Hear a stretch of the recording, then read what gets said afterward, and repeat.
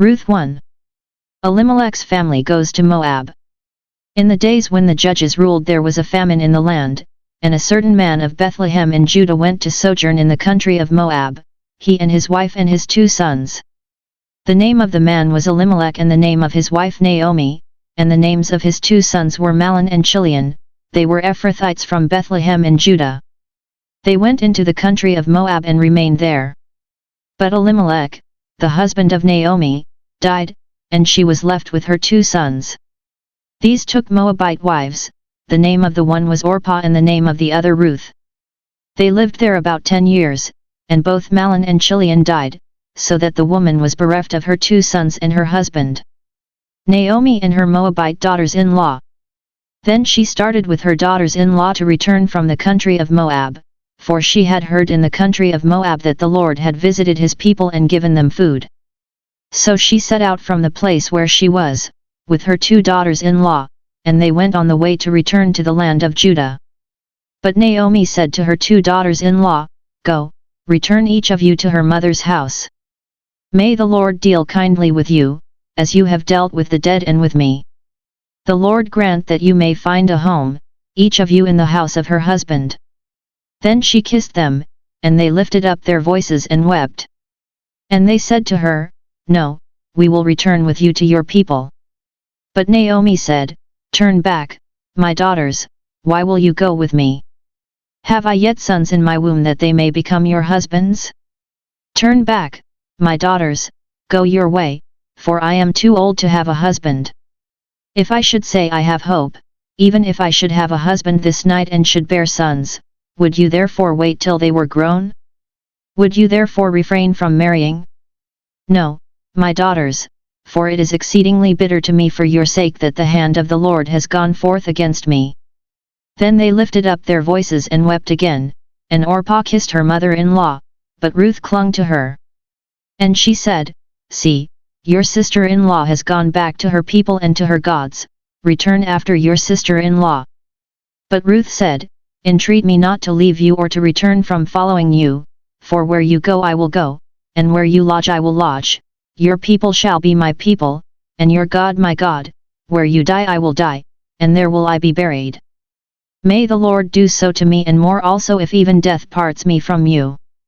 And when Naomi saw that she was determined to go with her, she said no more. So the 2 of them went on until they came to Bethlehem. And when they came to Bethlehem, the whole town was stirred because of them, and the women said, "Is this Naomi?" She said to them, "Do not call me Naomi, call me Mara, for the Almighty has dealt very bitterly with me. I went away full, and the Lord has brought me back empty. Why call me Naomi, when the Lord has afflicted me and the Almighty has brought calamity upon me?"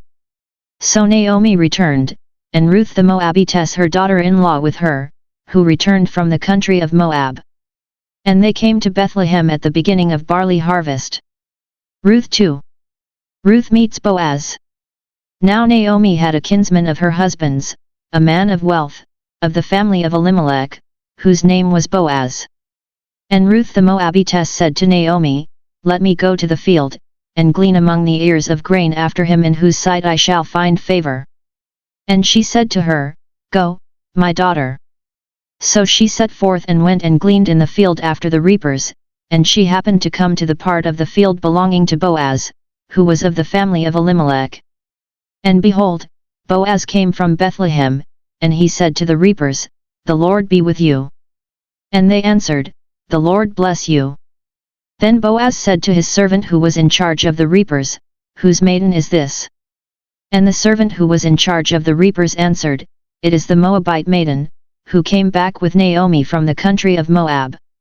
She said, "Pray, let me glean and gather among the sheaves after the reapers." So she came, and she has continued from early morning until now, without resting even for a moment.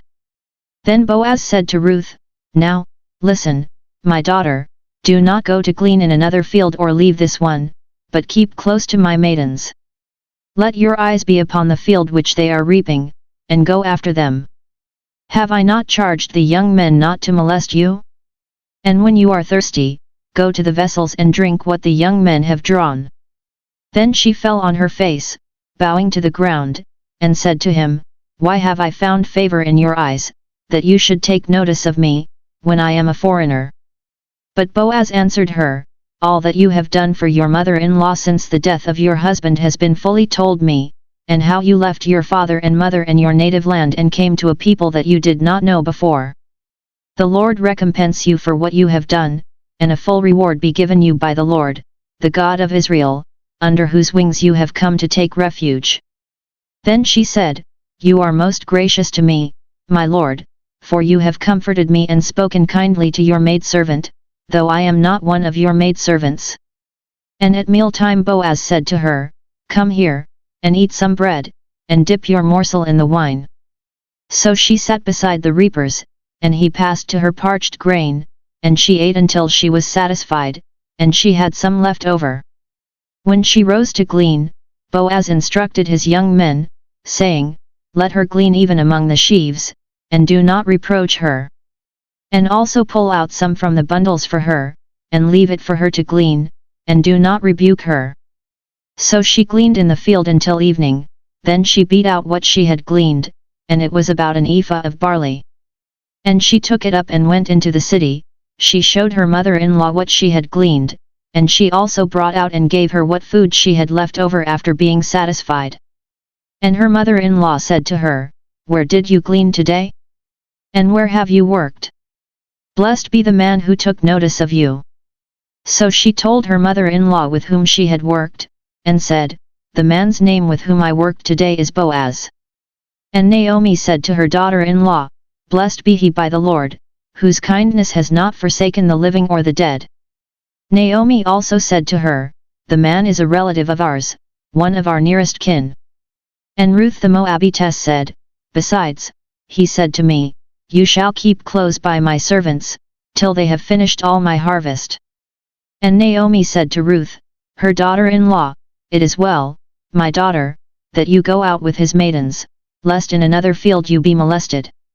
So she kept close to the maidens of Boaz, gleaning until the end of the barley and wheat harvests, and she lived with her mother-in-law. Ruth 3. Ruth and Boaz at the threshing floor. Then Naomi her mother-in-law said to her, "My daughter, should I not seek a home for you, that it may be well with you? Now is not Boaz our kinsman, with whose maidens you were? See, he is winnowing barley tonight at the threshing floor. Wash therefore and anoint yourself, and put on your best clothes and go down to the threshing floor, but do not make yourself known to the man until he has finished eating and drinking. But when he lies down, observe the place where he lies, then, go and uncover his feet and lie down, and he will tell you what to do." And she replied, "All that you say I will do." So she went down to the threshing floor and did just as her mother-in-law had told her. And when Boaz had eaten and drunk, and his heart was merry, he went to lie down at the end of the heap of grain. Then she came softly, and uncovered his feet, and lay down. At midnight the man was startled, and turned over, and behold, a woman lay at his feet. He said, "Who are you?" And she answered, "I am Ruth, your maidservant. Spread your skirt over your maidservant, for you are next of kin." And he said, "May you be blessed by the Lord, my daughter, you have made this last kindness greater than the first, in that you have not gone after young men, whether poor or rich. And now, my daughter, do not fear, I will do for you all that you ask, for all my fellow townsmen know that you are a woman of worth. And now it is true that I am a near kinsman, yet there is a kinsman nearer than I. Remain this night, and in the morning, if he will do the part of the next of kin for you, well, let him do it, but if he is not willing to do the part of the next of kin for you, then, as the Lord lives, I will do the part of the next of kin for you. Lie down until the morning." So she lay at his feet until the morning, but arose before one could recognize another, and he said, "Let it not be known that the woman came to the threshing floor." And he said, "Bring the mantle you are wearing and hold it out." So she held it, and he measured out 6 measures of barley, and laid it upon her. Then she went into the city. And when she came to her mother-in-law, she said, "How did you fare, my daughter?" Then she told her all that the man had done for her, saying, "These 6 measures of barley he gave to me, for he said, 'You must not go back empty-handed to your mother-in-law.'" She replied, "Wait, my daughter, until you learn how the matter turns out, for the man will not rest, but will settle the matter today." Ruth 4. The marriage of Boaz and Ruth. And Boaz went up to the gate and sat down there, and behold, the next of kin, of whom Boaz had spoken, came by. So Boaz said, "Turn aside, friend, sit down here," and he turned aside and sat down. And he took 10 men of the elders of the city, and said, "Sit down here," so they sat down. Then he said to the next of kin, "Naomi, who has come back from the country of Moab, is selling the parcel of land which belonged to our kinsman Elimelech. So I thought I would tell you of it, and say, buy it in the presence of those sitting here, and in the presence of the elders of my people. If you will redeem it, but if you will not, tell me, that I may know, for there is no one besides you to redeem it, and I come after you."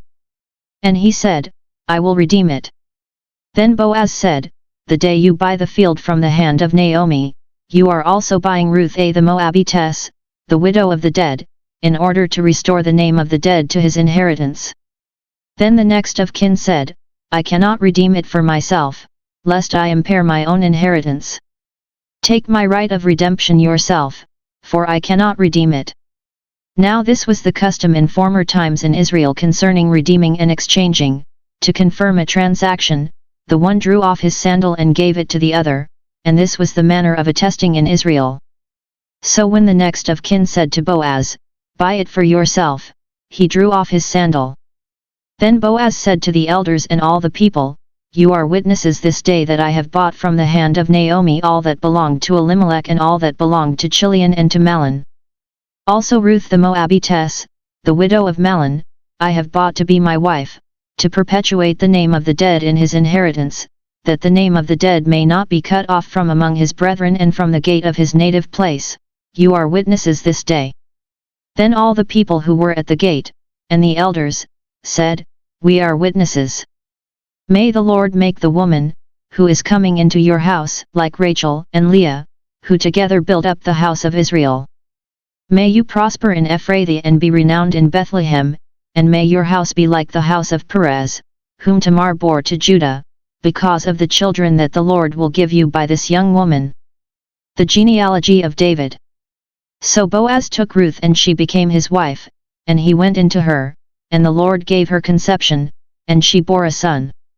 Then the women said to Naomi, "Blessed be the Lord, who has not left you this day without next of kin, and may his name be renowned in Israel. He shall be to you a restorer of life and a nourisher of your old age, for your daughter-in-law who loves you, who is more to you than 7 sons, has borne him." Then Naomi took the child and laid him in her bosom, and became his nurse. And the women of the neighborhood gave him a name, saying, "A son has been born to Naomi." They named him Obed. He was the father of Jesse, the father of David. Now these are the descendants of Perez. Perez was the father of Hezron, Hezron of Ram, Ram of Amminadab, Amminadab of Nahshon, Nahshon of Salmon, Salmon of Boaz, Boaz of Obed, Obed of Jesse, and Jesse of David.